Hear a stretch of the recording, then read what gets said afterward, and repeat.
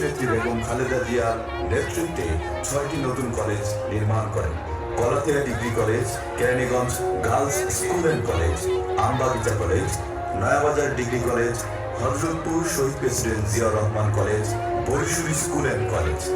আলহাজ আমানুল্লাহ আমান 10টি নতুন স্কুল নির্মাণ করেন। 29টি হাই স্কুলে নতুন ভবন নির্মাণ করেন। 120টি প্রাথমিক বিদ্যালয়ে নতুন ভবন নির্মাণ ও সংস্কার কাজ করেন। 10টি নতুন বেসরকারি প্রাথমিক বিদ্যালয় নির্মাণ করেন। 10টি শিক্ষা প্রতিষ্ঠানকে এমপিওভুক্ত করেন। 5টি নতুন মাদ্রাসা প্রতিষ্ঠা করেন। 10টি নতুন স্কুল স্বীকৃতি পেয়েছে ও একটি বিজনেস ম্যানেজমেন্ট কলেজ প্রতিষ্ঠা করেছেন জনাব আলহাজ আমানুল্লাহ আমান। ডাকসুর সাবেক ভিপি, সাবেক মন্ত্রী, চারবারের এমপি ও মন্ত্রী, আধুনিক কেরানীগঞ্জের রূপকার জনাব আলহাজ আমানুল্লাহ আমানের শিক্ষা খাতে উল্লেখযোগ্য কিছু উন্নয়নমূলক কাজ। 2006 সালের 7ই সেপ্টেম্বর শহীদ জিয়াউর রহমান কলেজে একাডেমিক ভবন উদ্বোধন করেন। 2003 সালে 24 October Jinjira PM pilot school and কলেজের ভিত্তিপ্রস্তর স্থাপন করেন। কানাচর সরকারি প্রাথমিক বিদ্যালয়ে নবনির্মিত ভবন উদ্বোধন করেন। 15 কোটি টাকা ব্যয়ে হযরতপুরে একটি কারিগরি প্রশিক্ষণ কেন্দ্র প্রতিষ্ঠা করেন।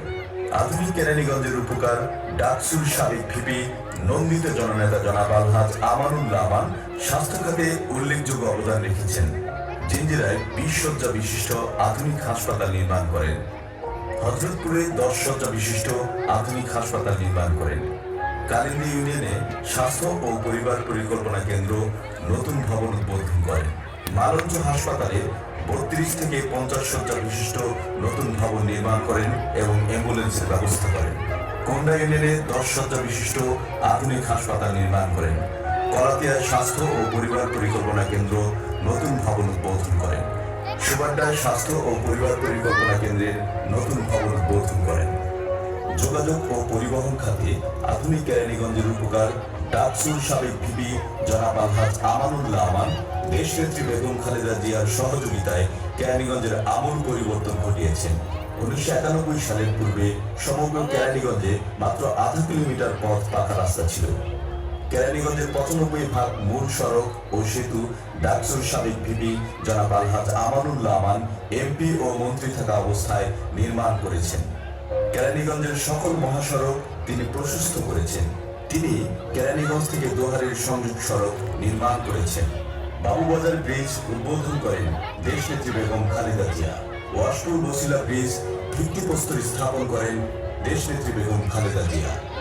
ইটামারা সেতু আলিপুর ব্রিজ উদ্বোধন করেন এবং কেরানীগঞ্জ থেকে সাভার পৌঁছানোর মূল সড়ক তিনি নির্মাণ করেন।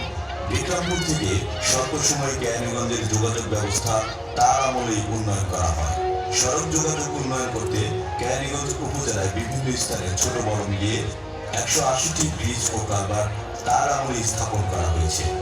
438টি গ্রামে প্রায় 400টি পাকা, আধা পাকা, কাঁচা সড়কের উন্নয়ন কাজ তার আমলেই করা হয়েছে। তুলসীখালী সেতু এবং কায়কোবাদ সেতু উদ্বোধন করেন জনাব আলহাজ আমানুল্লাহ আমান। কোনাকুলা, হযরতপুর, ইটাভাড়া, হেমায়তপুর আঞ্চলিক মহাসড়ক উদ্বোধন করেন জনাব আলহাজ আমানুল্লাহ আমান। কলাতিয়া বালুরটেক ভায়া রামেরকান্দা, রুইপুর, সোনাকান্দা সড়ক উদ্বোধন করেন। জিঞ্জিরা কেরানীগঞ্জ নবাবগঞ্জ সড়ক উদ্বোধন করেন। কোন্ডা ইউনিয়নে বিবির বাজার ডাক্তার MA আজিজ সড়ক উদ্বোধন করেন। হাসনাবাদ কামচান শাহ মাজার সংলগ্ন সড়ক উদ্বোধন করেন। কালিন্দী গার্লস কলেজ থেকে নদীর ঘাট পর্যন্ত সড়ক উন্নয়নের কাজ উদ্বোধন করেন। কোন্ডা ইউনিয়নে বিবির বাজার সড়ক উন্নয়ন কাজ উদ্বোধন করেন। 1993 সালে ঢাকা আরিচা মহাসড়ক হতে 8টি ব্রিজ নির্মাণ করে সাভার ঠাকুরতা ইউনিয়নের মোগরাকান্দা হয়ে কেরানীগঞ্জের সাথে সংযোগ সড়ক নির্মাণ করেন।